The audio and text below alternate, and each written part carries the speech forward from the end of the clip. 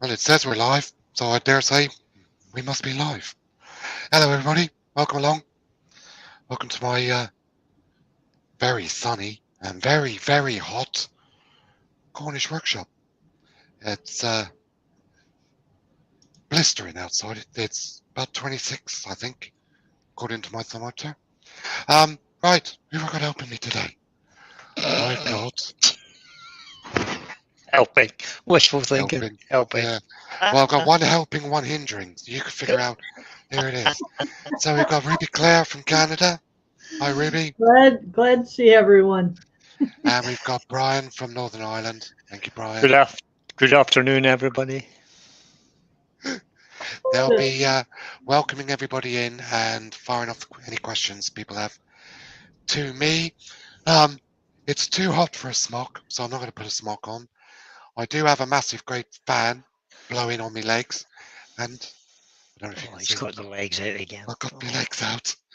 So I've got the garage door halfway open, so if you hear anything in the background, it's not the ocean waves crashing on the beach like somebody thought it was once. It's cars going past. So what are we doing today? Well, we're going to throw a bit of colour. I'm going to do this one, I think. We're going to throw a bit of colour at a 13-inch by 1 3/4 inch ash platter. Throw these two in the background. So this is 1 3/4 inch stick, 13 1/4 inches across. Nice piece of ash, actually. It's got a bit of ripple on the other side, and it also has two very minor shakes, which might have disappeared, actually. There's one just there, and there's one just there, but they don't go in very far, so we'll see what happens with these. So I'll start turning, and you can do that. I'll let Brian introduce everyone. Oh, gee, thanks. Really? Well, you're welcome, Brian. I thought it was kind of you. Anytime. Oh, thanks. So let's see who's in. Let me have a quick look at the participants list and see what that tells me.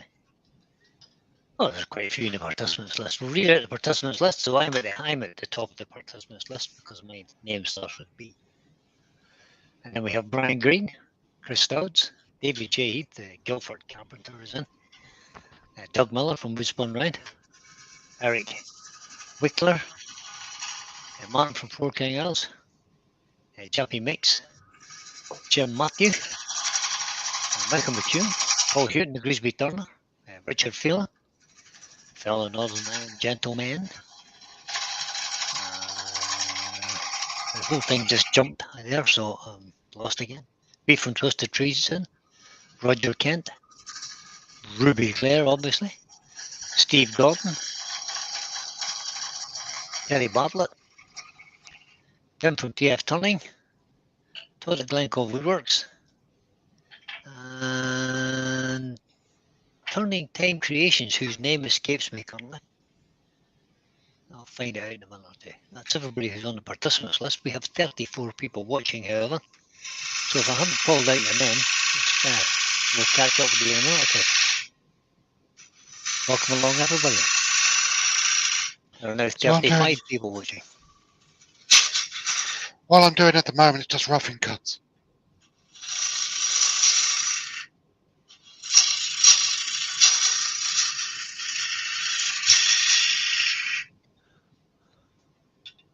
Lord Wilson's in. I don't think I mentioned Lord.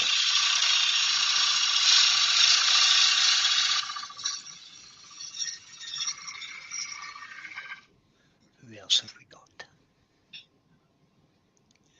I have got a blue bottle in my office.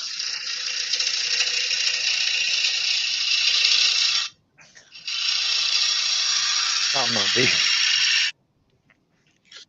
I'm looking for a bit of a sort of a flying saucer shape on this. I was explaining to the guys before we started that this is going to be a decorative piece. going to throw some paint at it, bit of Joe Sonia. So I'm going to have it as kind of a flying saucer shape with a very ridiculously small bowl in the middle. It's just the bowl is just there to draw your eye to the center. But apart from that, I think probably maybe get 2 or 3 grapes in it. Dare I suggest that we should ask the chat what colours we should use No, today? we're not asking the chat anything. This is not a democracy today. We're going to be using violet, red, and green. Ah, that's a bit boring. No yellow. Okay. No yellow. Yeah, and I Well, there will be black. I would have asked for blue and in there as well, and a little bit of white. There is yellow iridescent stain paint from Chestnut available if I want to use it. No, I thought you were going. I thought you were going to say if anybody wants it. No. No. Ah, dear. Yeah, if you may use too many colors, it can ruin it. Yeah. Roger Kent has joined us. Good morning, Roger.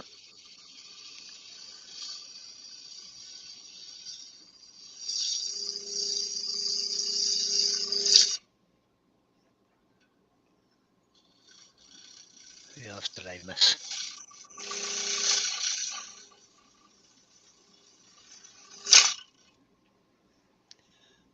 Oh, Miss T's Woodturning's in. Hi, Miss T. Print of Wooddancers is in as well. We've now got 41 people watching.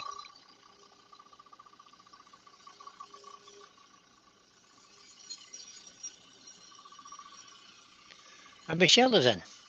Hi, Michelle. How are you doing from the sitting room? Yes, good morning.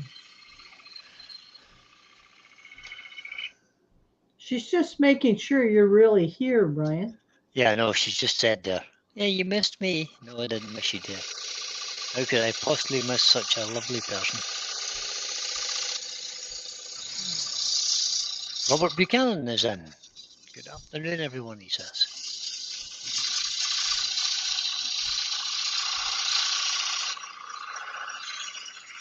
There's quite a few people not been feeling very well recently. Miss P wasn't feeling very well. Yeah, including me. Rough. And Mark's feeling a bit rough today. A plain old head cold. Yeah, it's just a plain old cold, is right. Fortunately, it doesn't affect his turning. Doesn't affect me either because he's miles away, thankfully. Doesn't bother me either. No. Right, so look at that. Is that a half-inch bow gauge, Mark? That's a half-inch, yep. You know what you could always do with this, Mark? What's that? If we had thought about it earlier, on the top side, you could have put a candle in it. In fact, Jappy just makes that comment. Yep. You know, just make a hole the size of one of those candles that are held in a glass container. Oh, yeah. Oh, yeah. So that would be an idea for a future one. Oh, I think I might do that tomorrow, actually, because I've got a couple of big candles in my workshop. That's maybe a plan. So just mark up for the size of the tenon. Although I did say I was going to make a finale. You did, and we all heard it. I don't know why I said that.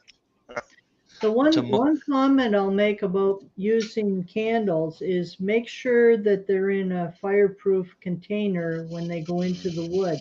Don't just put the wax candle straight into the wood, because if they left it burning and the wood caught on fire and then their house caught on fire, you could be sued. Yeah, that's true. Got to make it. I think these ones I got are in like a nice glass jar, so that will be fine.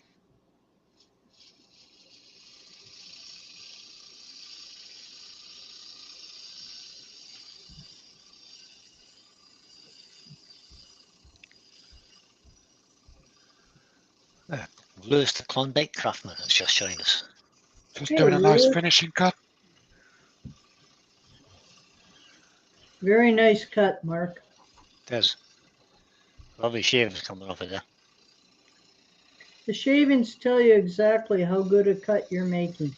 Mm-hmm. The only thing we have to do is get him to quit breathing while he's making the cut. I'm breathing.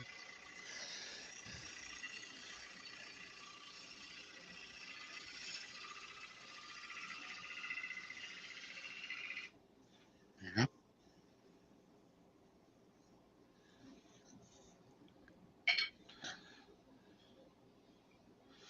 So that's the shape I'm going for on the underside. Now I'm just going to tidy up the, if I can find where I've put it. Where have I put it? It's over here. Just going to tidy up the tenon. For that, I'm just going to use a spindle gouge.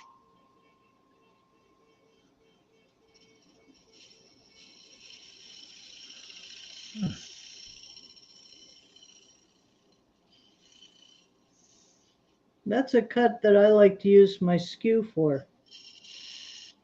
Yes, you can use a skew for it too, which I'll just show.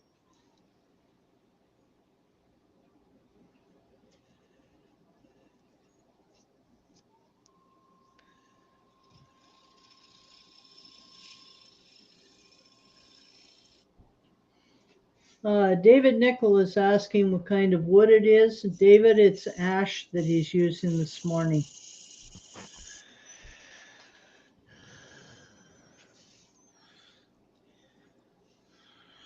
Right, so let's get this sanded. Happy with that.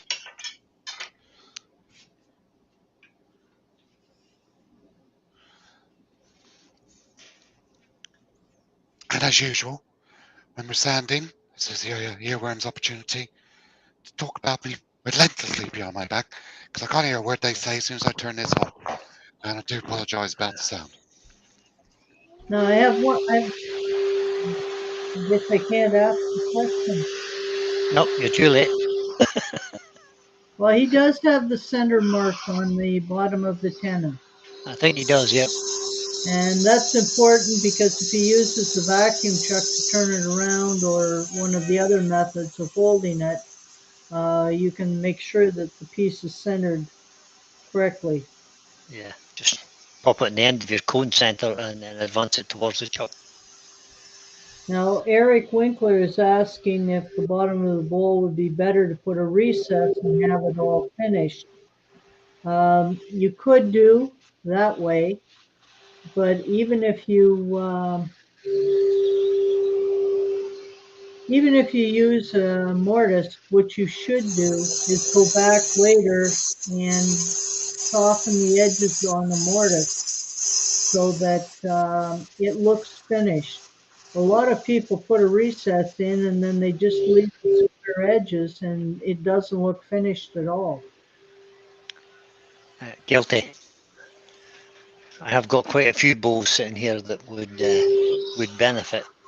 The appearance would benefit by just softening the edges of the mortise. You're quite right, Ruby.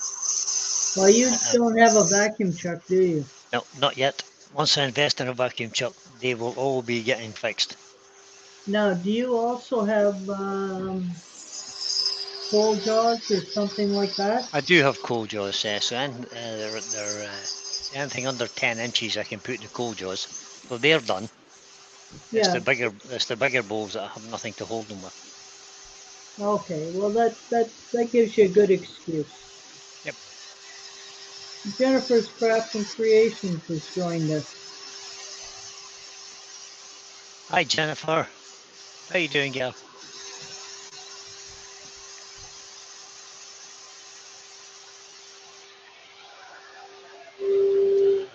Sorry, did I have my name then?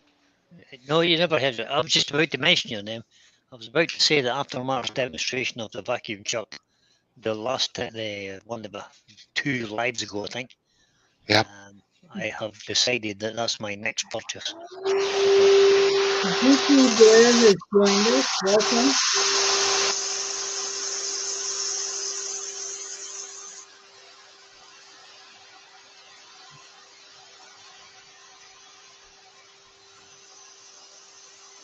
Chappie says Go ahead. Sorry, Ruby. You go ahead. Jappy says he's also guilty of doing that, but at the moment, I don't have much choice. Just trying to sand it more than usual. Personally, I find a tenon is much stronger than a mortise. See the little video the other day. Somebody who had a tenon made on a platter type thing, and he got a rather, when he had the tenon in the chuck, he got a rather nasty catch, and it broke the tenon off. That can happen. It can, yeah.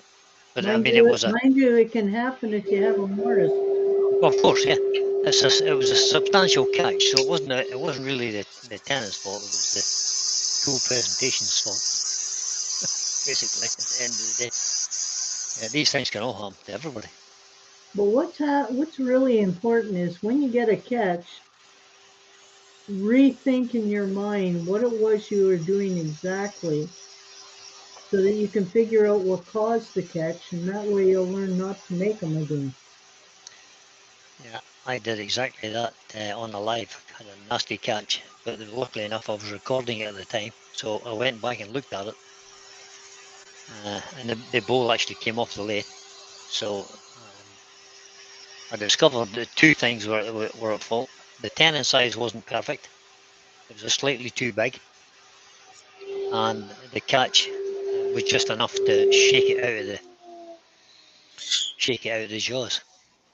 Well, the only time I've had that happen to me, I was in the middle of turning, and the entire piece split into two pieces, and one, of course, went forward. The other one came towards me. It was a 20-inch piece of wood. That's why I wear a face shield. Yeah. And what happened was it had a shake crack down the center that wasn't visible when you put it on. Right, so when you're sanding, using an inertia sander like this, it's the same as using a gouge. The body movement is the same. So you set yourself before you start sanding, you step into the piece, and you use your body and your legs, just moving the transfer of weight from your right leg to your left leg, and pulling the sander backwards and forwards, keeping the same amount of pressure all the way from the middle to the end. Let the sandpaper do the work. Don't press too hard. Isn't that right, Brian? That's correct. You press too hard, all you do is generate heat, and that can destroy your little pads. It softens the glue on them. And by doing this, you also get your morning exercise. You do. You get to flex from side to side. Right. So that's all sanded to 240. Now, because I'm not going to colour the bottom, we can use some sanding sealer and then use Yorkshire grit. So Steve Fleming's in, Douglas Mungham's in. He's reminded us to hit the thumbs up button. Dr. Bob's by in. all means. Hi, Dr. Bob. Yeah, good morning, Bob. From the western side of Detroit River. Yeah, he's just a stone's throw from me. Is he? Now, Pete makes a really good point that often the tenon snapping off is down to not having the correct fit of the jaws to the chuck, meaning you've put the wrong angle on the dovetail. A lot of people initially put too great an angle on. Yes. And this causes the wood, and then over tightening it causes the wood to split. And then when you do get a catch, that just completes the whole pattern. Now, what type of sealer are you putting on, Mark? This is a cellulose sanding sealer. Okay. And I've let this down 60-40. So I've thinned it with cellulose thinners, 60 of sealer, 40 of thinners, and that gets it in, penetrating the wood further in, and it actually dries faster, and I think gives better preparation for whatever finish you're going to apply at a later date. Yeah, Douglas makes a good point too about the inertia sander. He says it stops the white knuckle syndrome. If you've got white knuckles when you're holding your sander, your inertia sander, you're probably pressing too hard. I think that's true of any sander. Does I? Right, so Yorkshire grit. Apply the Yorkshire grit. Apply it like somebody else is paying for it. Yes, they are. Chris from Bailey's Woodwork has joined us. Good morning, Chris. We now have 55 people watching. Hello, everybody. Thank you for coming along.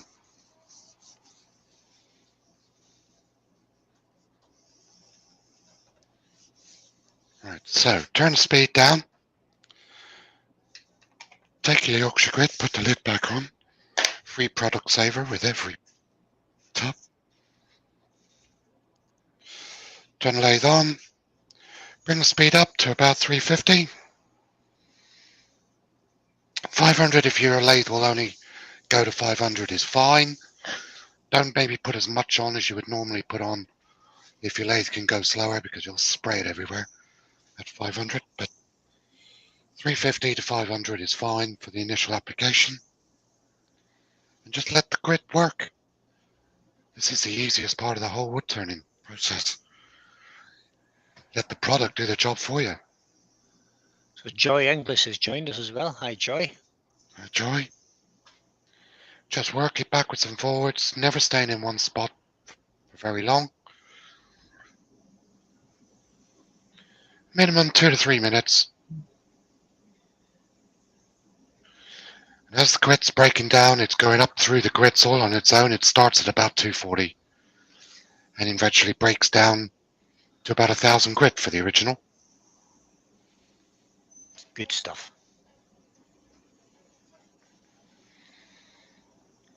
It saves a whole lot of dust in your workshop because the finer you sand, if you're sanding up to 400, that's pretty fine dust. That's the kind of stuff that does damage to your lungs. So if you can avoid it by using Yorkshire grit, I would avoid it. Dr. Bob makes a good comment. He says when he works with very old and dry wood, he often uses his heat gun to warm the wood before applying the sanding sealer. Ah. That's a good point. Yeah, that would work. Yes, very good point. Thanks, Bob. No, I would never have thought of that, Dr. Bob. Just, Thank you. That's that 2 minutes, 2 to 3 minutes of working it in. Now I'm just going to bring the speed up to about 800 and almost 900. And what we're doing now is just buffing off the residual wax. Grit's done its job. It's giving you a nice clean surface. It's taken away all the sanding marks from the previous grit of sandpaper. And as we always say to everybody, Yorkshire grit isn't a finish. It does contain waxes which are carrying agents for the abrasive. They're not a finish. If you were to leave this now, a day or so later, although it looks shiny now, it won't do in a day or so, because the shine will just wear off. What you want is a nice proper finish, something like Hampshire Sheen High Gloss, with a microcrystalline over the top of that.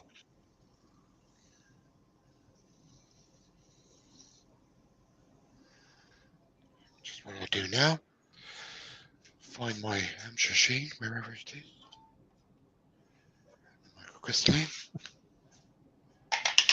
Chris does suggest you could just take the wood outside in Australia and it would heat up. Actually, here today it would. It would here too, I think. Bit of a sun trap. I don't think you're going to need any heat at 36 degrees in your workshop. Well, unfortunately, Mark doesn't have a camera to follow the wood as he takes it outside for us to watch it warm up. Yeah. Right, with the Hampshire Sheen, this is Which camera am I on? Hampshire Sheen High Gloss. That's the Okay. one. Less is more. All right. Don't put too much on. You can build up coats with this. All right. You can give yourself depth of shine with added coats. If you put too much on when you're buffing it in, you might get streaks. If you're getting streaks, that means then you've applied too much. So I'll just What's put this back. important also is that a lot of people forget to let it just gas off while it's before they buff it. Yeah. Obviously, with demonstrations, we can't always wait, but the Hampshire Sheen I find is pretty good. As soon as it starts to pull at the cloth when you're applying it, and it starts to feel like it's dragging a bit as you're rubbing it in, then it's good to go. Wood Wax 22 does take a little bit longer, 10 or 12 minutes. Like Pete from Twisted Tree says, put the wax on, go inside, make yourself a cup of coffee. No, that's when you sweep up your shavings, right, Brian? Yeah. Correct answer. That's absolutely the correct answer, Ruby. That's how you keep your workshop nice and tidy. Right. Dr. Bob says he also uses preheating old wood when applying glues. That was something he learned from his great grandfather as a kid, hanging out with him in his cabinet shop. So if we're preheating the wood, what we're doing is expanding the wood a little bit. Right, and it makes whatever product you're putting on more Yeah, just allows it to go further more into the wood. liquid. I'm just going to mute myself because I've got blowing nose. You don't want to hear this. Go ahead. Yeah, it makes it so that the wood will absorb the product a little easier, whether it's glue or wax, or even sanding sealer. So old hard dried wood is obviously kind of contracted into itself. The pores and stuff would be closed up. So if you heat it, it will expand a little bit. Yeah. Only just by tiny amounts, but it'll be enough to let the product in. Correct. It's a very good suggestion, that, Dr. Bob. You're muted, Mark. Unmute, Mark. I'm still here. I just forgot to put my mic down. Okay. So I'm now using microcrystalline wax. Oh, Douglas, shavings under your feet do not make a good carpet. It's a tripping hazard. Yeah, but if you drop things, then it's harder to find them amongst a lot of shavings. There's no reason for shavings to be underfoot, except when you're turning like Mark is now. As soon as you're finished, they should be swept up. Or as Ruby suggests, when you're waiting for your wax to dry, get them swept up. Or at least swept to the side. Yeah.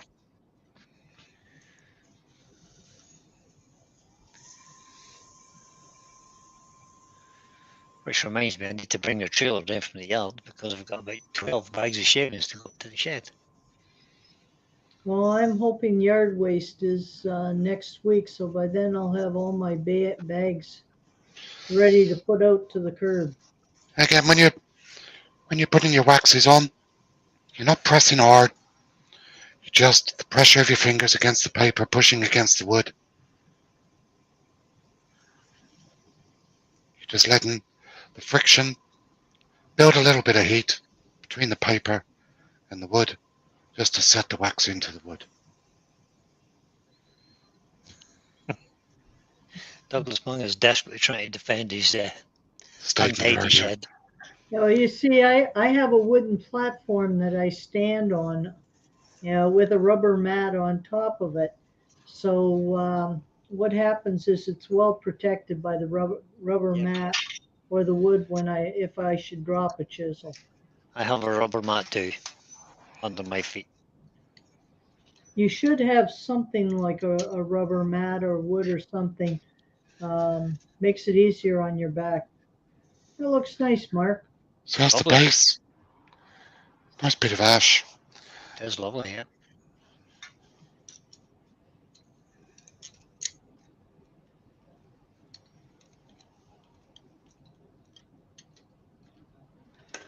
David Nichols says he doesn't sweep out his shavings while waiting for a finish to dry for fear of stirring up dust.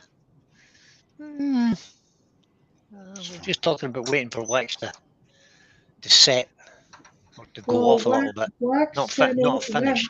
yeah, wax setting and a finish are different ideas totally. Yeah, I think. And if I was applying, if I was finished cutting and applying lacquer or something, yeah, I would. Yeah, definitely. Then you wouldn't want to be sweeping up. No, That's when a vacuum works well. that's what I do. Right, now because this blank was 13 inches, I don't like using worm screws for anything over 12 inches. That's just a personal preference. I'm a great fan of worm screws when they're used properly. Yeah, I never used to be a great fan of worm screws, but now that I know how to use them correctly, they're fine for smallish. I use them a lot for small stuff. And that is now, again, this is a bit of common sense. That's now the third time I've used those, so they go in the bin. They're done. I was going to say, I don't reuse mine. I get rid of them. Now, I use them 3 times as long as they look all right. Yep, me too. But the third time, that's it. They're done. Even if they still look all right, they go in the bin. So take me, spin the lock out. Yeah, Okay. Dr. Bob makes a good point about when you sweep, you're raising fine particles that you breathe in, so you are better using a vacuum overall. I just leave them on the floor. We noticed. You You didn't today. I swept up and hoovered up before you came in. Just as well. I would have had something to say. Well, that's why I like turning wet wood. It doesn't make very many fine particles. No, it doesn't. Right, so. And you get a free shower sometimes.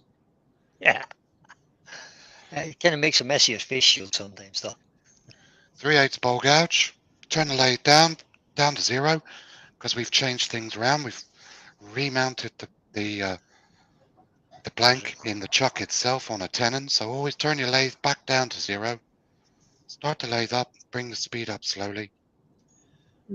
Mark, Roger is asking what size diameter do you use for the tenon for the sea jaws? I believe it's 62 mil. But obviously it's dependent on what, for the sea jaws or the axe minsters, I think it's 62. But for the record powers or the rubber Thorbies or Vic Mark, they're all going to be different. Make sure you get the tenon the right size.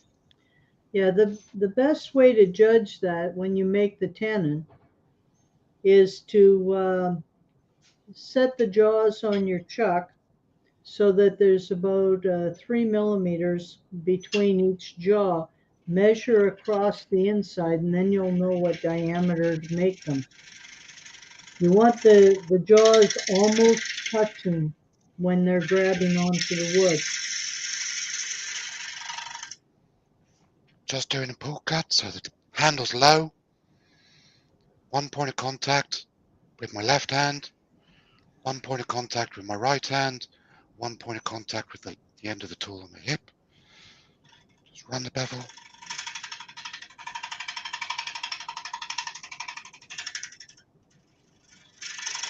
So the gap in the jaws, basically the jaws are machined from a single piece of steel. And the Right. gap in the jaws is the cut line when they cut them into 4, basically. Right. That's why there should be a gap there. It shouldn't Yeah, be you closed tight. shouldn't have a gap of a 1/4 inch or bigger. No. At that point, what you should be doing is going to a larger set of jaws. Like somebody said, I think it was Colwyn that said a pencil. If you can hold a pencil between the gap in the jaws, that's the right size. Yeah, it depends on which part of the pencil. Up near the lead or the body of the pencil. Body of the pencil. I think that's a little large. That's my opinion, however.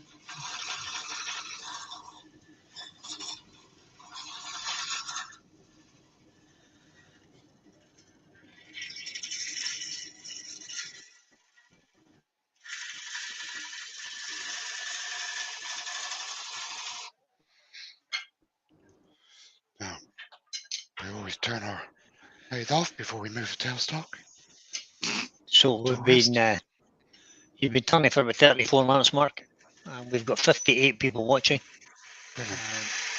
Pinned to the top of the chat, guys, there's Mark's link for a buy me a coffee. If you fancy supporting Mark's channel, pop over and buy the man a coffee. That would be appreciated. Thank you very much for everybody that does that. Douglas asking after I've turned wet wood and dry them. What I do is I use a wax that I coat from inside and out. And then I put them on a shelf in my garage with the other 1,000 or so that are there and leave them for about a year or two and then start returning them. I don't use any other drying system. So Peter's clarified the axe twister jaw thing. He says they're cut into 4 with 6 mil curve from the milling and polishing process. Hence the suggestion of a pencil, as pencils are usually 7 mil across. I guess our pencils are a little thicker over here. I think record power is something similar. If you use the metal faceplate ring and put your jaw on it and then tighten it up, there'll be a gap left. So the faceplate ring and the jaws are perfectly matched. So the jaws are a full circle.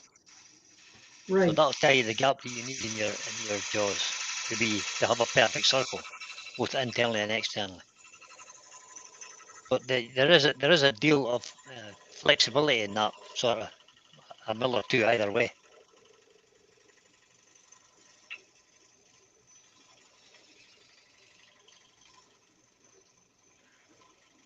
In fact, if you go to the Record Power website and look up their chucks, they actually give you there's a band of, so a tenon can be from X size to Y size. Anywhere in between there is acceptable. It'll work. I'm not sure about Axminster because I don't own Axminster chucks, but that's what Record Power say.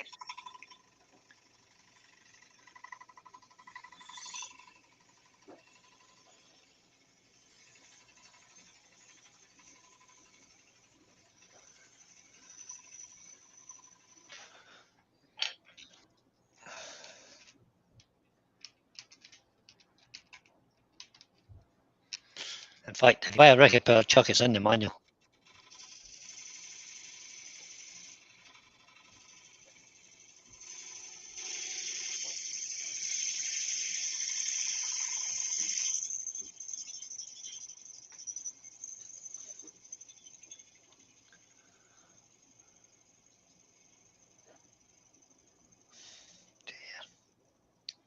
Okay, so a nice little push cut going across the face. Happy with that. I'll do something just there, I think.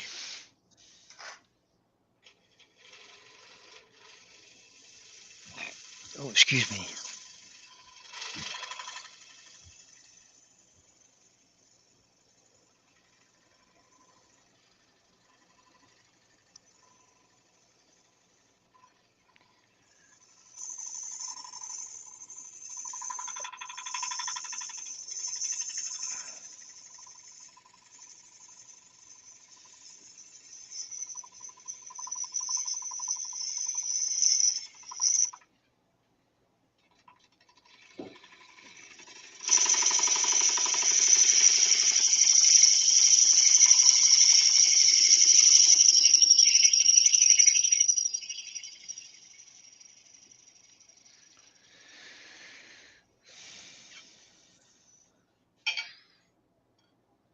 Now what I do have to do is just mark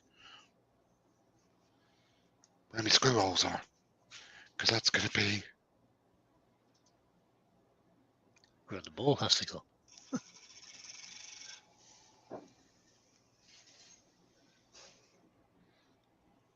yeah, it's fine.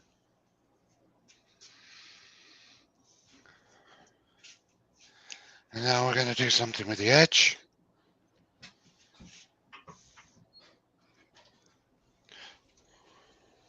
Bit of a rolled edge. No, we can't really see what you're doing there, Pete or Mark. Overhead. Overhead, yeah. This is just to take a bit of the sharpness off the edge.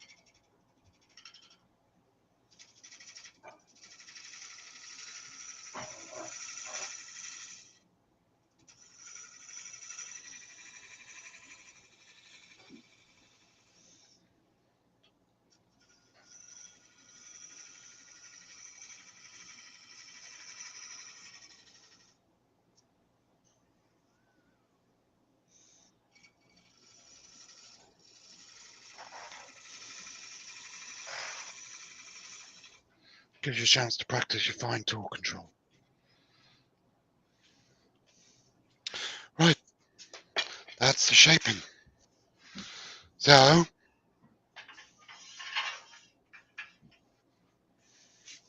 sanding time again, I'm afraid, people. Sanding time. So the sanding grid's going to go, because I'm not going to Yorkshire grid this, I'm going to go through the full regime. So 80, 120, 180, 240, 400. So feel free to talk about me behind my back. Well, we'll not do that. But what we'll do is I'll copy that there. Yeah, What we'll do. Go ahead, Ruby. One point I'll make is Mark's marked his center that he's going to put in the wood at, if you notice, it's approximately 1/3 the width of the piece. And it's important that for balance, that the opening be between 1/3 or 2/3. It sort of gives it more an aesthetic look, put it that way. Your eye will often go towards thirds. It's the same in photography. Yeah. You never put the center of the item that you're photographing right in the center. What you do is you put it slightly to one side or slightly up or down. Yeah, the rule of thirds applies in most things, doesn't it? Yes. For composition, etc. as well.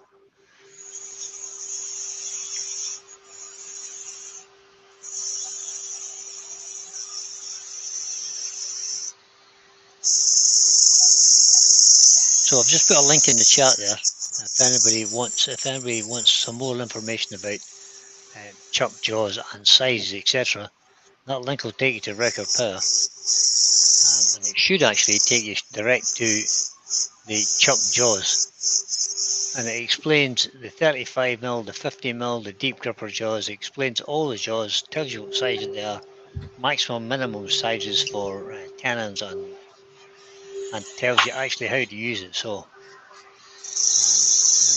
the words of my friend Terry, RTM, read the manual. I didn't think men did that. I do, unfortunately, particularly for stuff where it might involve my safety. For self-assembly and stuff like that, for IKEA furniture and places, things like that, I never read the manual. No, once you put together one or two items, after a while it becomes very easy. Yes. No, I keep a ruler close by, and I take a look at the piece that I'm turning and decide whether I'm going to use small jaws or large jaws, and I measure the jaws and then make my tenon accordingly. You have a vast experience, Ruby, of turning, and you kind of know what works.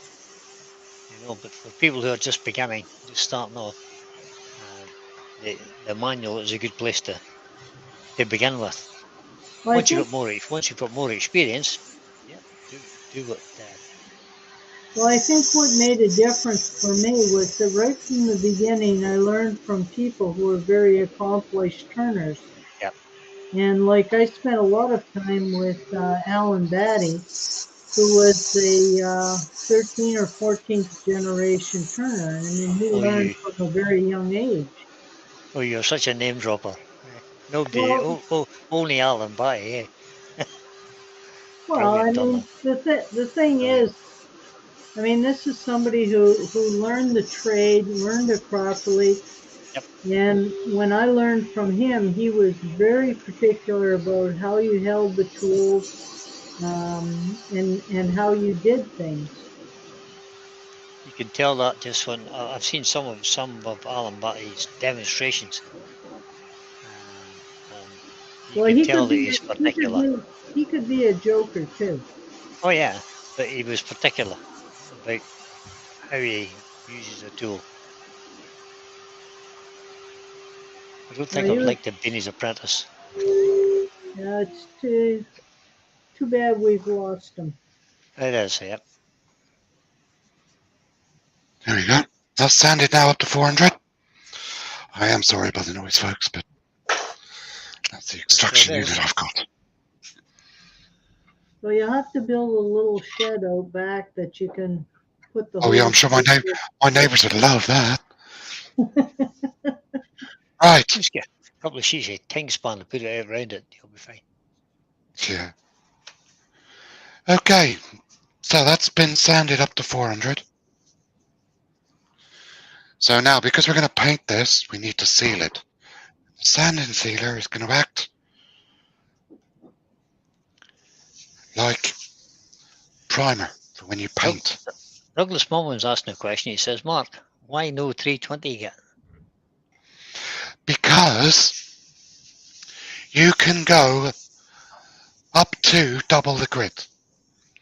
So you can go 80, you could go to 160, and 160, theoretically, you could go to 320.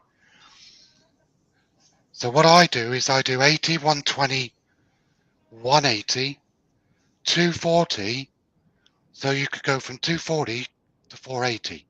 There isn't a 480, so I go to 400. You don't have to do 320 if you've done the earlier grits well enough. Now myself, I find if I'm going to be painting it or adding color or something like that, I don't go above 220 because Don't you? I like to leave something there for the paint to adhere to. Yeah, good key. That's if you're doing production turning, you were making stair spindles and stuff that were going to be painted. Yeah, probably 120 or 180 is the highest I grow for yeah, my customers. I would say, because then they're going to use a primer and then like a gloss paint over the top, which is quite thick. But for little decorative pieces like this, that you may well just be spraying some ebonizing lacquer on them, you'll see every bump. That's why I'm going to leave this in the chuck. Put that there and change camera to that. Like that. Get a bit of white board. So Stephen the Wood is complaining that his photography is going wrong, and then he was reminded that it's his dodgy backgrounds, and now he wants to borrow some backgrounds, and he's been reminded that he might have to rent them. I did think while I was doing this that there was a little knot hole. Yeah.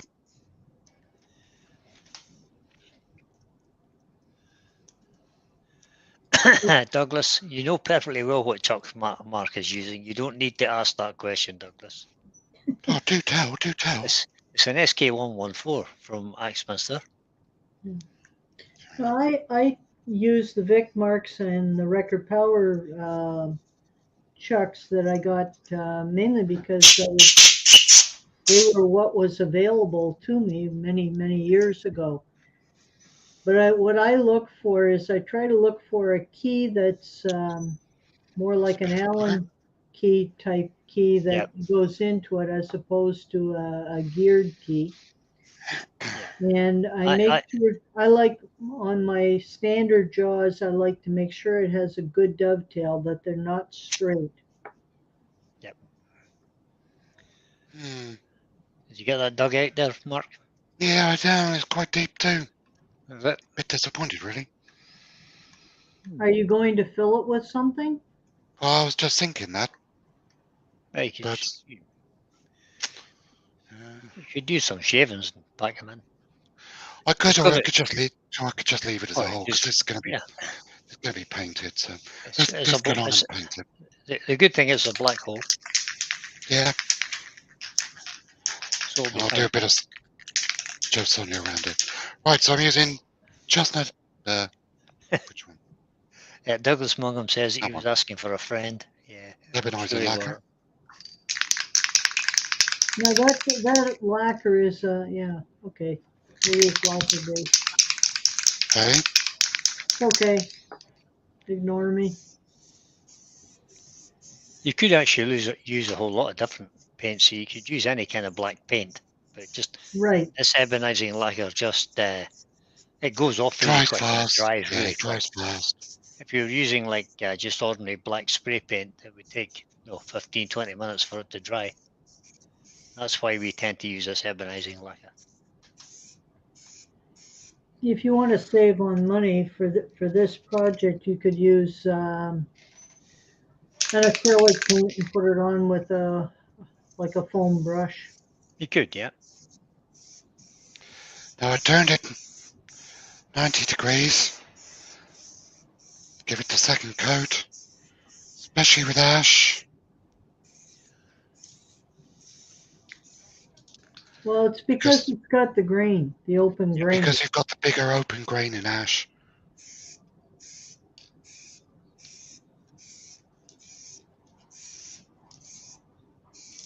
Now, Lewis finds that lacquer doesn't fill the grain like paint does, and I think I tend to agree. You're quite right.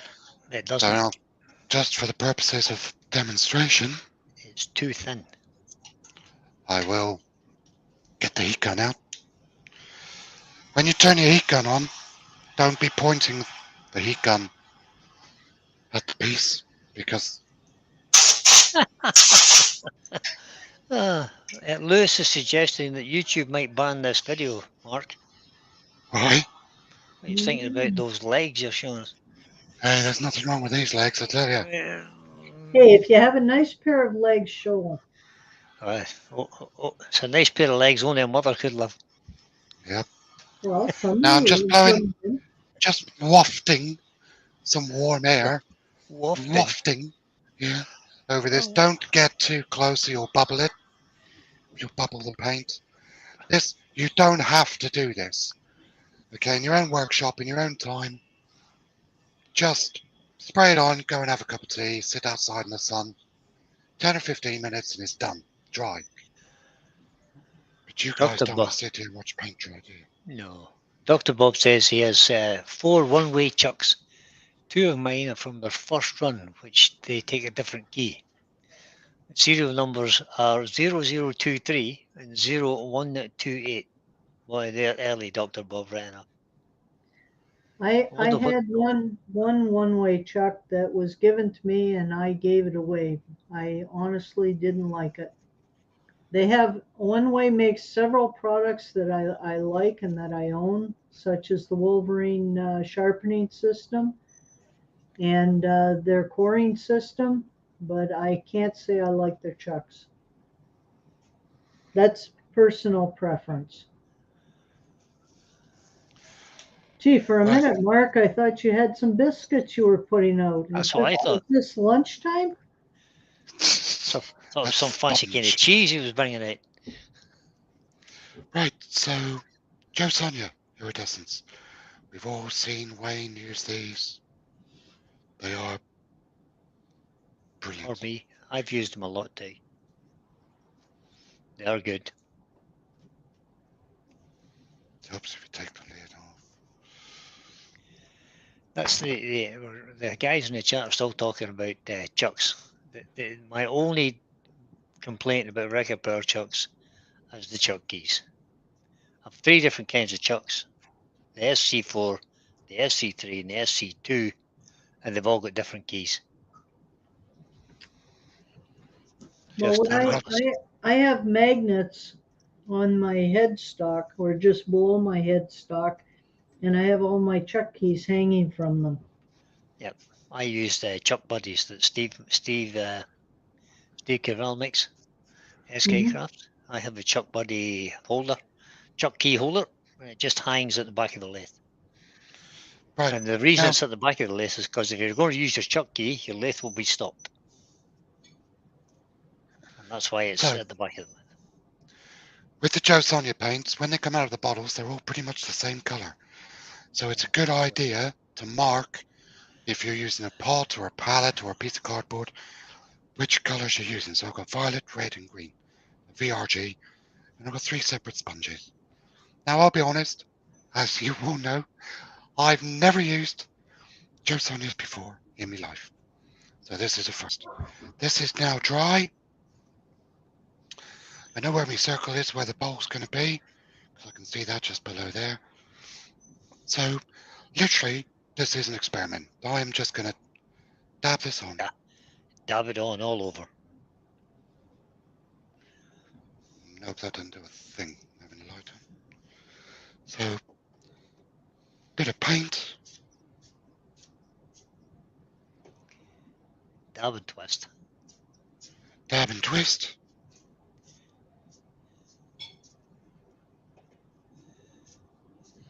Now, if you wanted, you could also use some scrunched up saran wrap or glad wrap.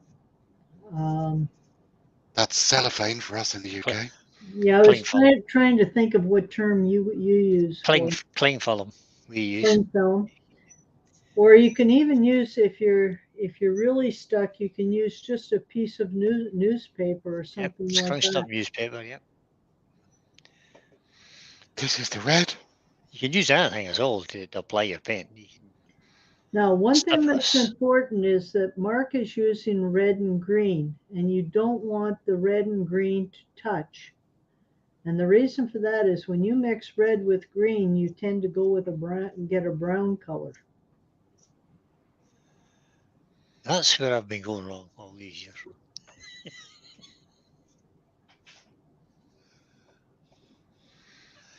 Credit Wood Dancer says Joe Sonia paints are one of the best investments he's made. Creates a beautiful I agree. finish easily. I think they're fabulous too. Yep. Especially these iridescent colours. Now, if you want to put something in between those colors, Mark, I would go with a white. I haven't got the white. You don't? Okay. What I am going to do, though, Lewis is just saying he watched Clint's goblet over these. How are you watching somebody turn the goblet when you're supposed to be working, Mr. Lewis? Well, don't forget what time of the day it is here, Brian. Oh, he's just had his breakfast, probably, has he? No. Maybe Yeah, on his tea well, break. it's just coming up on 9 in the morning. All right, okay. It's early start. Yeah, you people start a little later than we do.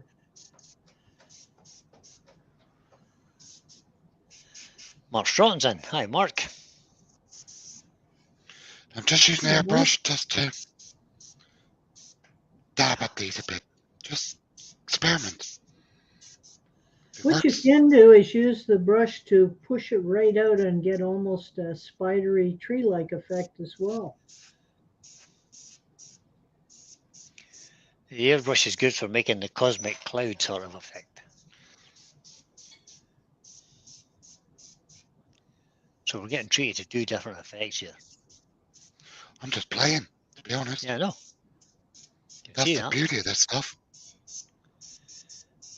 Well, what's really nice is that at the end, if you don't like it, you just sand it Just off. turn it off. Yep. Turn it off. No, I'd sand it off. Do You don't you? want to lose any more wood. You know. I wouldn't stop. Are you sure you're not Scottish? Well, my mother was from Scotland. There you go. I knew there was a Scottish connection there somewhere. You're starting to sound Now, like me. what I will say to people, in the UK, if you're buying this Joe Sonia paint, when you go on the Joe Sonia website, if Brian could find the website for me, chuck a link in. Yes, Joe dear. You Sonia might have Shop told me that UK. in advance, though. Oh, yeah, keep on your I'll find toes. it. It's no bother. When you purchase it, go to this camera so you can see me talking to you. When you purchase it, do what I did. Mention Wayne the Woodturner. When Tasper, say that you've been inspired to buy this paint by seeing Wayne do his things. Exactly what I did. I was inspired by Wayne to buy this. And I'm not saying she'll always do it, but she might throw a little bit of extras in. I got a few little pots and a couple of sponges. But it also helps Wayne out a bit because he does inspire us with this stuff. This Joe Sonia stuff is fantastic. I'm really happy with it, actually. It's a lot better than I thought it was going to be. You don't want to see me, you want to see that. Right. There you go. There's the link to the UK shop. So let it dry. Now this is where my inexperience comes in. I don't know how long it takes to dry. Doesn't take very long. You could use your heat gun on this. Oh, could I? Brilliant. But again, being careful with it, yeah? Yep, just the same, yeah. Just exactly what you did when you were doing the lacquer. Don't get too close, it'll bubble. Next time you do it, Mark, you might want to try using a sea sponge that has a very open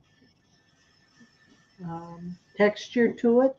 Like the bubbles in it are much larger, so it's kind of spiky. Yeah, Dr. Bob says I use makeup sponges. You get them by the 6 dozen packets, he says. He gets them from his local salon supplier. Yeah. I find the sea sponges give you a totally different pattern. They do. They're much more open-grained than a man-made sponge. Or just use But what I had available. it's a great medium to experiment with, guys. Just play with it. Yeah. I mean, I'm not particularly artistic, but hey, I've made something that looks pretty-ish. Yes, but that is a skill that can be learned. Better looking than your legs, anyway. That's for sure. Shut up about my legs. You ain't jealous. I think he's attracted to them, or that's why he keeps bringing them up. It's got to be. Hey, as long as my lady loves my legs, I don't care. Well, that's true. Good attitude.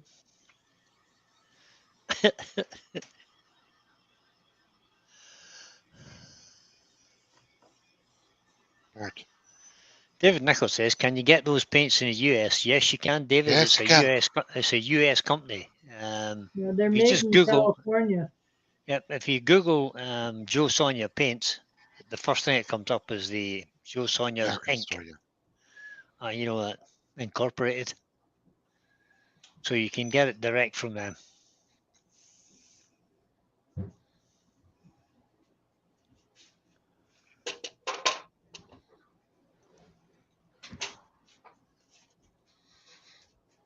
Oh, see. Chris does suggest I should try your theory with the Axminster and tell them I know lots of people who have their chucks. They might take pity on me and send me one. They won't. No, try. They won't. Now, Mark, do you have a black marker? Yes. Okay, a permanent marker? Yep, Sharpie. Now, if you look at the outer edge of the piece, you see how it's not quite even? Yeah. You could use the black marker if it's one of the bigger wide ones, and you can just color that at slow speed and even that off so that it looks finished, so to speak. Nice crisp edge on it. That, or you can take a gouge and cut it. I might take a gouge and cut it, just even it up.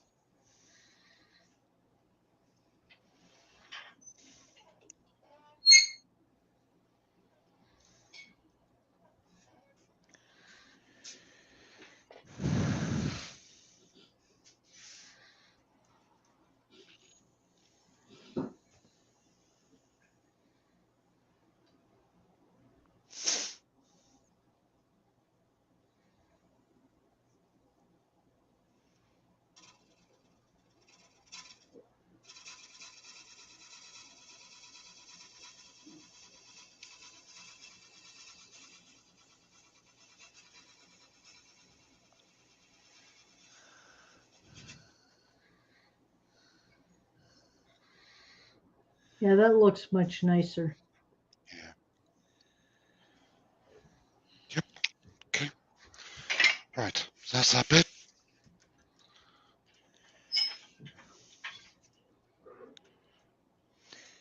I'm not mentioning the legs again, but everybody else is. You should read the chat, Mark. No, he doesn't want to. He's busy Yeah, turning. yes, you do, Mark. Keep it up. I could put a kilt on, yeah. Put a kilt. You could even put your tutu on again. Good. Right, so I'm I'm not gonna. gonna. Hey, not very many men have the guts to do that. And we have to hand you credit for doing it, Mark.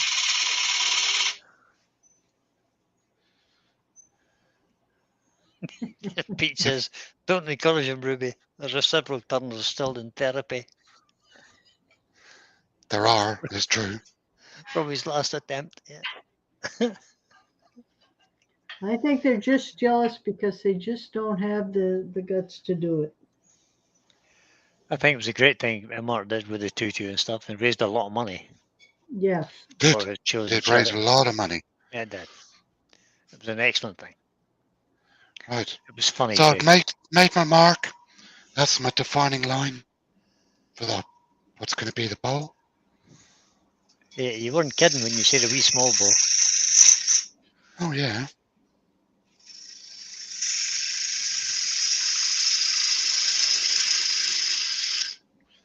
Just bring that tourist up a little bit.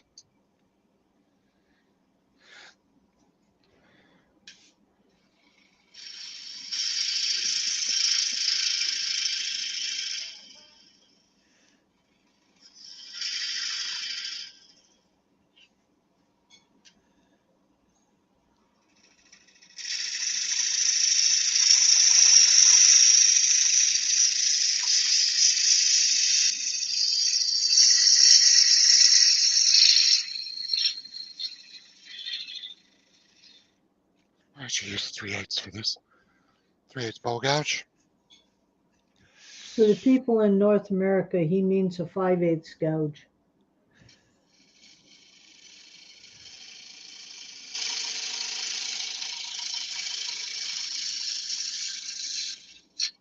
I really do wish that manufacturers would get their act together and all measure them the same way and call it the same thing.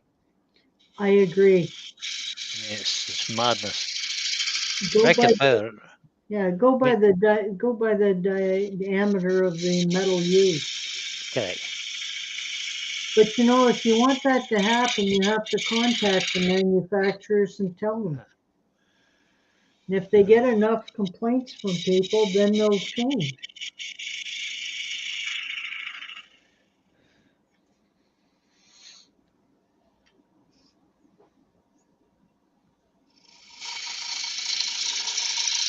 Yeah, basically, Lewis, you're correct. That's correct. 3/8 in the UK is 1/2 inch in America. It's made from a 1/2 inch bar. Record power have a funny and even weirder system. They measure from one side of the bar to the opposite side of the flute, Flute. Yeah. Right. which is completely crazy to me. I mean, there should only be two ways of doing it. One is measure the bar, or measure the width of the flute. Just gonna have to come That should be the two methods. But it'd be better if it was just one method.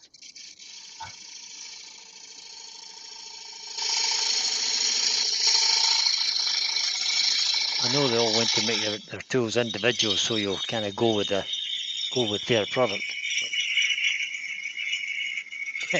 Chris from Bailey's Woodwork says, I call mine small, medium, and large. No sizes. I have to agree there. Pete, that's how Pete Twisted Trees treats his as well. A small gauge, a medium gauge, or a big gauge. because I don't want to go through the bottom of this. Let's bring You're up. never going to use a depth gauge. I am going to use a depth gauge. Yeah. Oh, it's the Wayne signature depth gauge. It's the Wayne Glasper depth gauge. Yeah.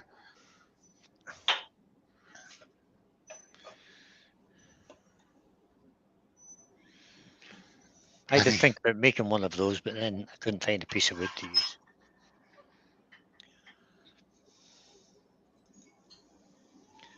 How much room have you got left? Oh, 3/4 of an inch. Oh, loads.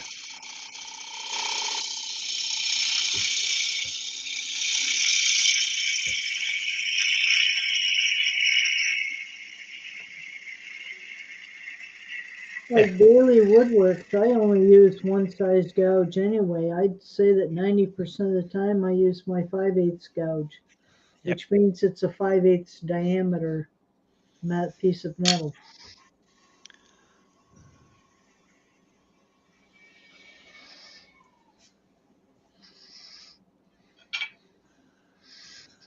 Now, can I ask you a question, Mark? Yeah, go ahead. Are you going to put any defining lines along the outside or around the edge of Yes. the bowl? Okay. Yes.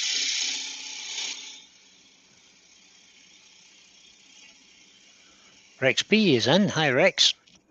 He says, hi, awesome colours there, Master Mark. Thank you, Rex. Turning time has to leave us. Bye, and hope you'll come back again. Right. See you on the next one, buddy.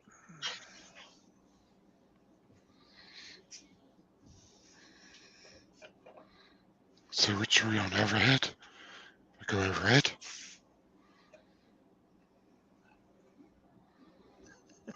Just see the gap there. Yep. Finger width. Oh yeah, plenty of room there. There's Yeah, 10 mil there. Yeah. So I might just take one more cut. Oh, the infamous one more cut. One more cut, yeah. And I'll do it with a sharp gouge. It's always a good plan. Finishing cut with a sharp gouge. Finishing cut with a sharp gouge. And change camera so you guys can see. Lewis says, thanks to everyone who commented on his resin colour suggestions on this week's video. I've got a very varied bunch of suggestions. No, my question is, which one did he decide to go with? And if he asked the chat, you're liable to get a varied suggestions. Right.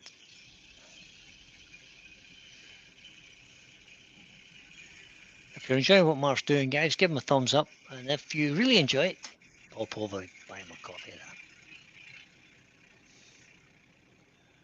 We have got 56 people watching. There's 34 thumbs up currently.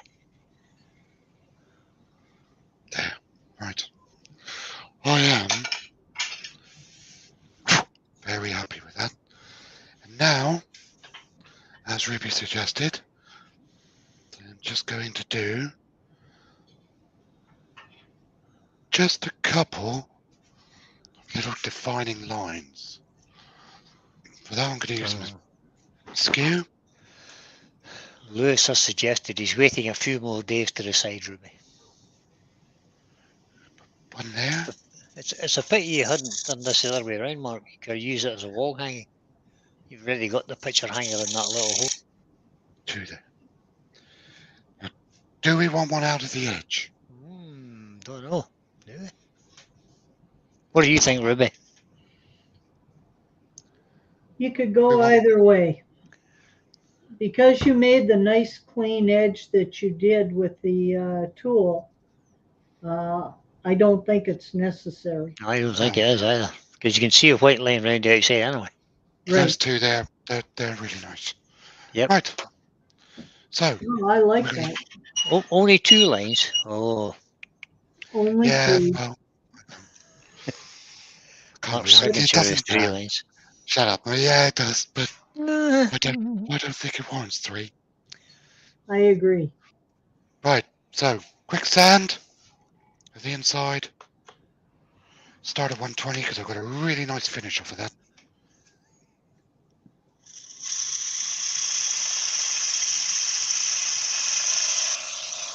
Lewis suggests, I have some complicated explaining to do on why some suggestions will not work. Oh, bet you do.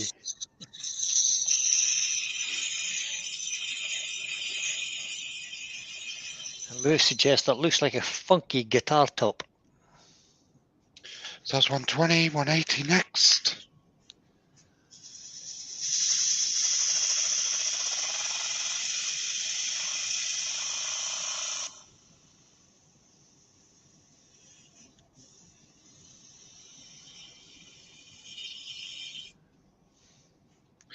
And then 240.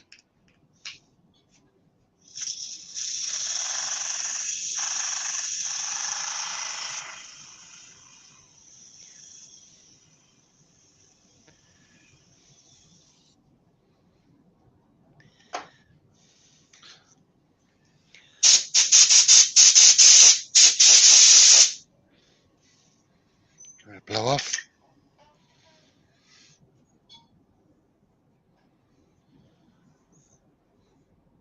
That's lovely and smooth in there. Right, so a little bit of sanded sealer.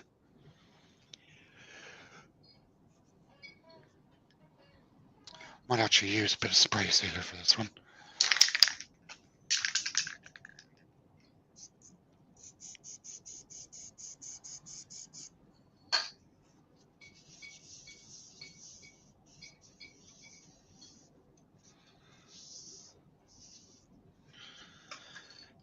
Yeah, that was dry almost as soon as it hit the wood.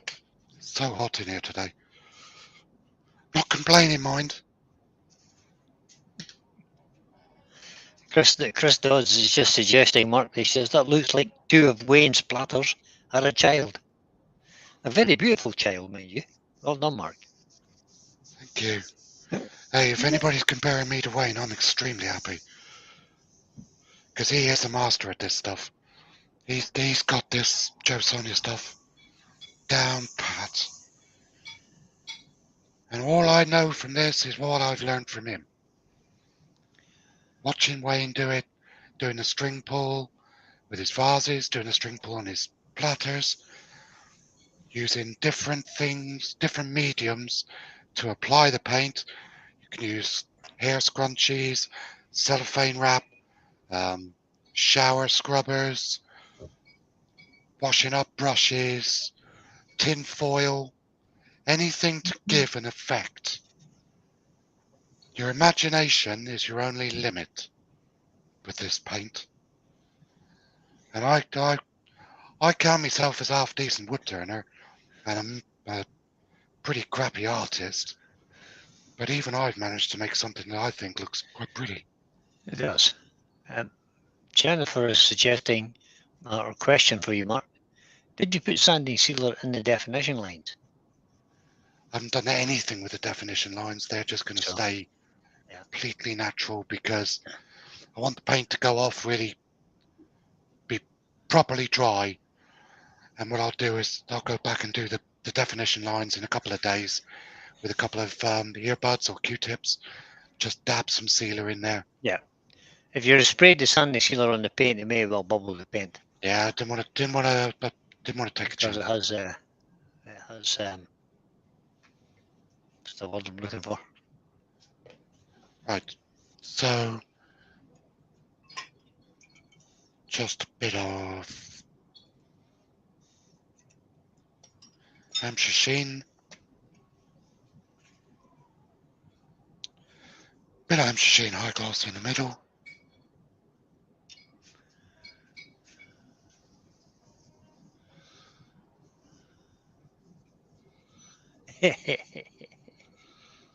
What? Oh yeah, my drawings. Oh yeah, of course my drawings. I forgot about them. Sorry. Yes. Oh dear, drawings, yeah. What you lot can't see, that I can see, are the facial expressions of my two earworms. I tell you. Harsh. Livy Woodshed does make a really good suggestion that acrylic sanding sealer probably wouldn't affect the paint. Probably true. I do have some. Was that not acrylic that you sprayed on? Cellulose, no. Cellulose sanding sealer I sprayed in I there. I would worry about the contents of the aerosols as well, but not the propellant and stuff as well. So it's probably not worth spraying over it. You c- The other just thing also, hold on, Ruby. The other thing as well, I will finish this off properly with holding it in a vacuum chuck. That'll hold. Actually, yeah, well, Yeah, it just that'll hold spits. in Yeah. there. Yeah. So what I can do, Yeah, you can get acrylic sanding sealer in a liquid and just take a fine brush Yeah. and Yeah. put it in the accent grooves. what's the time? It's 2:20. But nobody's in a hurry, Mark. There's still 55 people watching. If you want to finish the bottom off, just go for it. It's only 9:22 here in the morning. You've got lots of time.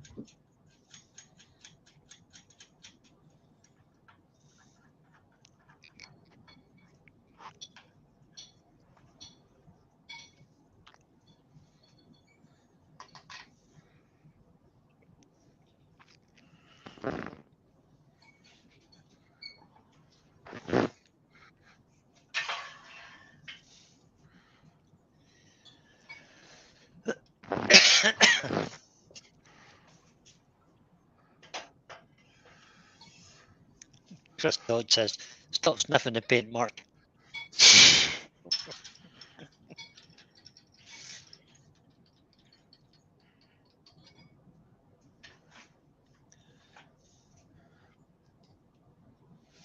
I would take your tool post right off. Yeah.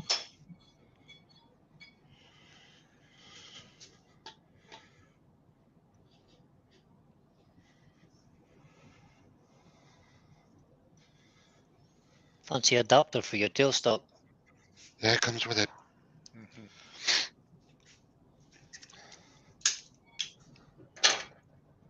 Well, you can take your time, Mark, because Dr. Bob still has one donut and a fresh cup of coffee left to go. That's good. And Chris says it's almost tomorrow. Yeah, that's them Australians.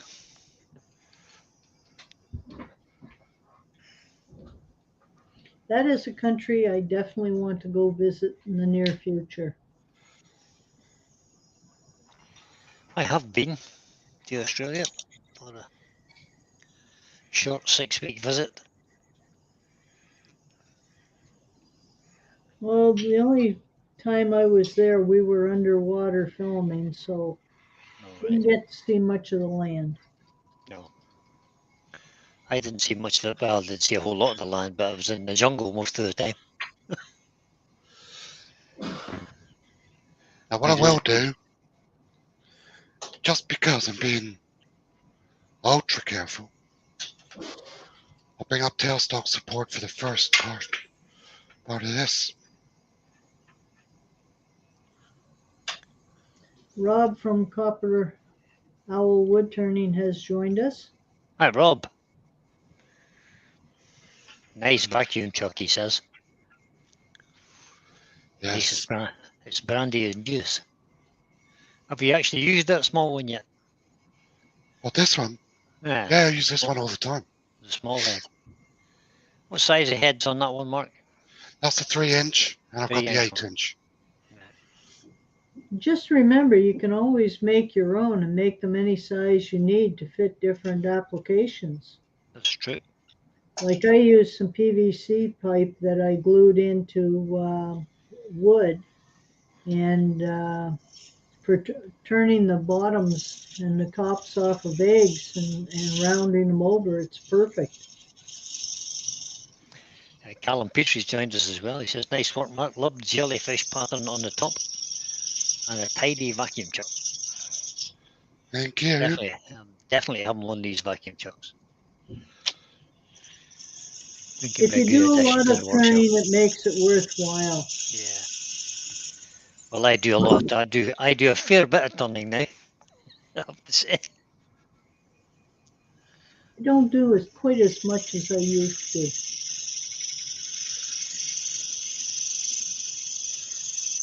Yeah. Now, the moment of truth. Turn the lathe off. The moment of truth. No, it's going to go, It's not Ruby. It's lit. going to go. Right, go away, fly. That's okay, Mark. When you get older, you'll get wiser. You'll catch up to us one day. Eventually, yeah.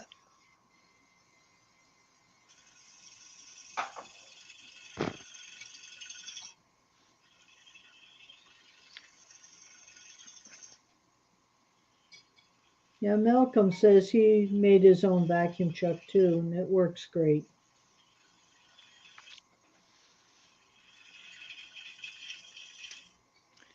Yeah, Dr. Bob, you're absolutely right.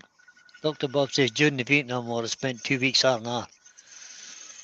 Rest and recuperation, that is, in Australia. Boy, they can drink.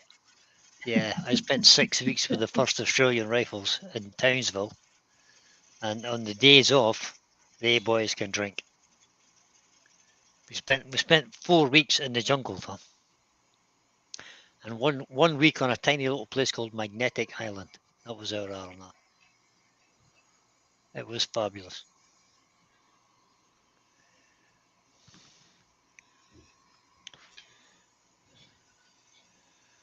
I was in Hong Kong then, Dr. Bob, and we used to get the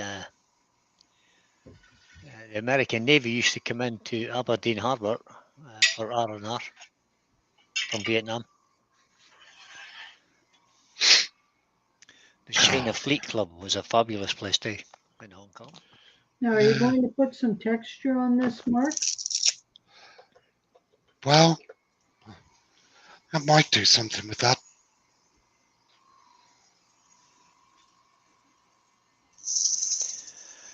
He might, he says. I think it would just finish it off. Just a little bit of texture in where the foot is. Mm-hmm.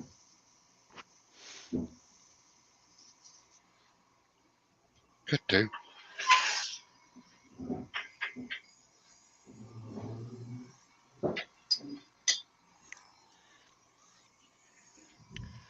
I see Rob is putting people's names in individually.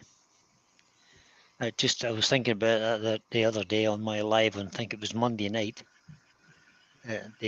Because you get in the analytics, it tells you how many times the people have been and sent a message in chat.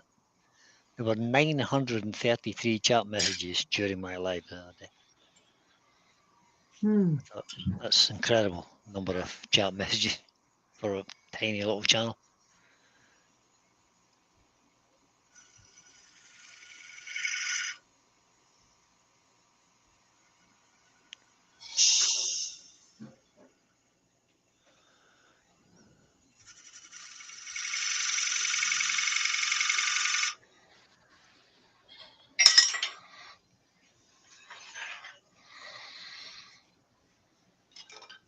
Just a wire brush. Take some of the fuzzies out of the texturing.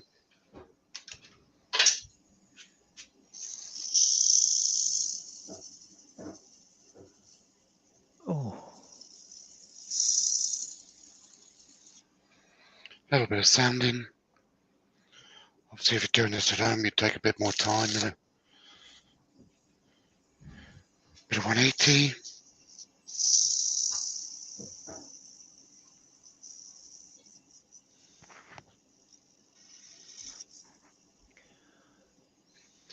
And a bit of 240. you know, Dr. Bob, I'm sure that wasn't fun for you, buddy. Find the 240. Benjamin says half those messages would have included the word SK114, I bet. Yeah, you're probably right. No, Michael, I'm not saying you talk a lot at all. Just say you were very active in the chat, which is good. It's all interactions with the channel. And if Record Power, if YouTube are adding it to the analytics, it must do something towards the publicising the channel. So thanks to everybody who enters into the spirit and gets into the chat.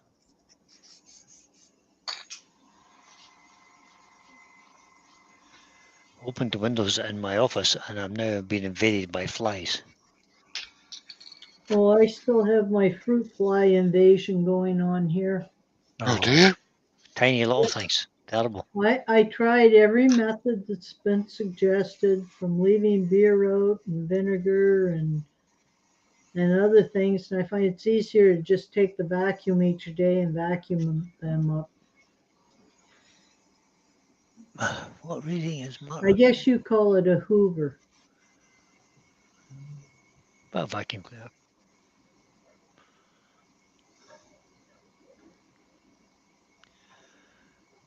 Just a bit of Yorkshire grit.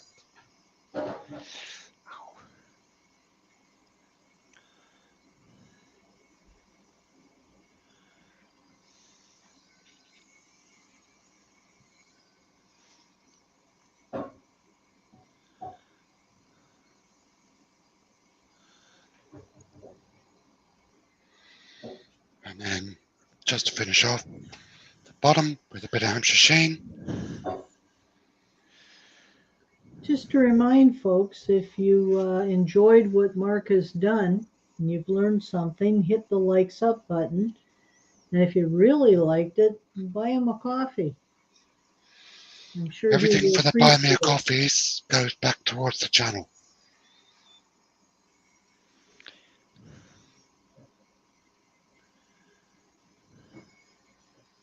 Brian, you better buy him several coffees, and then he'll have a broom for sweeping up his wood chips.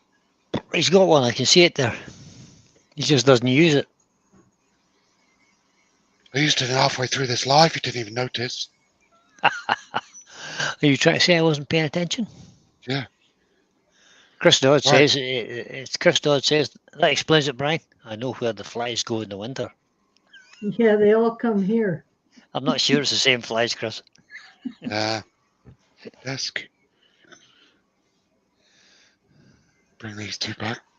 We have a serious problem with horse flies at the minute. So that's the bottom.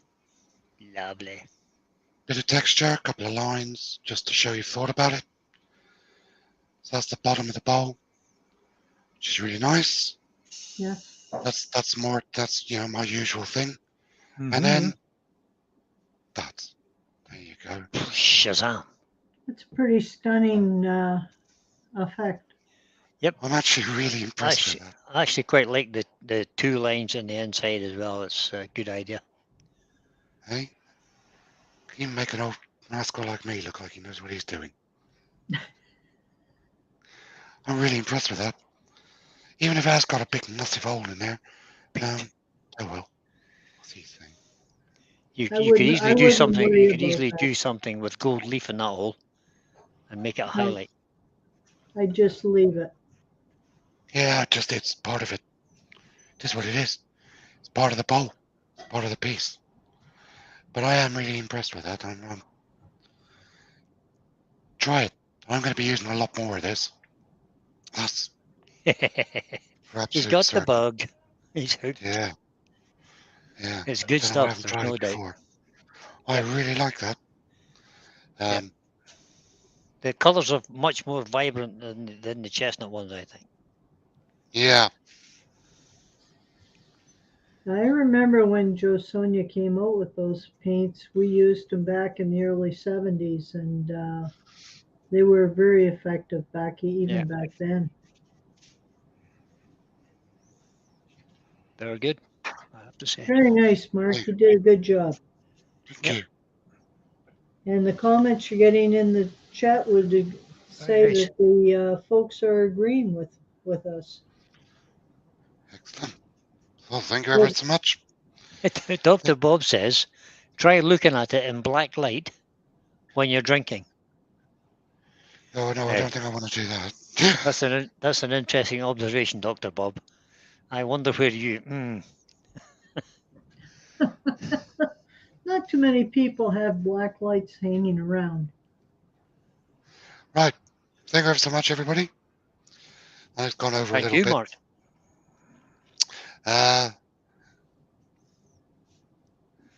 Thank you to Ruby and Brian for being my earworms today. You're welcome, sir. Thank you ever so much to everybody who's coming along and watched me do that little bit of turning and painting and faffing around with it. I'll tell you, if you haven't got a vacuum chuck, get a vacuum chuck. Yes. They're a bit of a game changer. They are a bit of a game changer. They do just make it ridiculously easy to finish off the bottom of your bowls. Right, so what are we today? Wednesday. Tonight, we've got Wayne the Woodturner on at 8 o'clock. Tomorrow lunchtime. Brian, are you back tomorrow? Yep, I'm on tomorrow.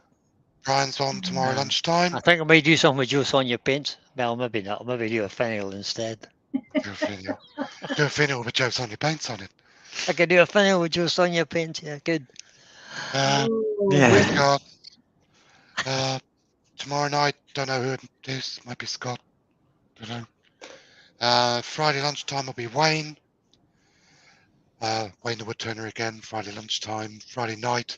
Steve. SK Crafts. Steve Yep. at SK Crafts. Saturday lunch. Well, Saturday afternoon will be Saturday morning cartoons with Jake and Jamie.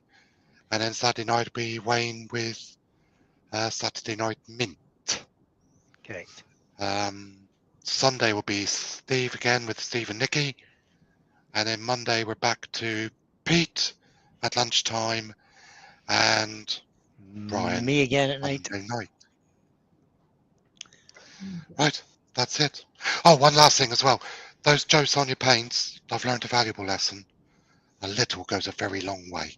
It does. I squirted out probably twice what I actually needed. You can take the leftover paint and put it back in the jar too. Can you? Yeah, Yep. go back in okay, yep. As long as it's not dried, it'll be okay. So don't waste any. Oh, I won't. I'll do that. Guess what I'm doing now? Yeah, scraping it out, Making scrape sure I it back put the into the right tube. colour back in the right pots. Correct. Right. Final That's look the at issue. it then. There you go. Thank you ever so much, everybody, for coming along.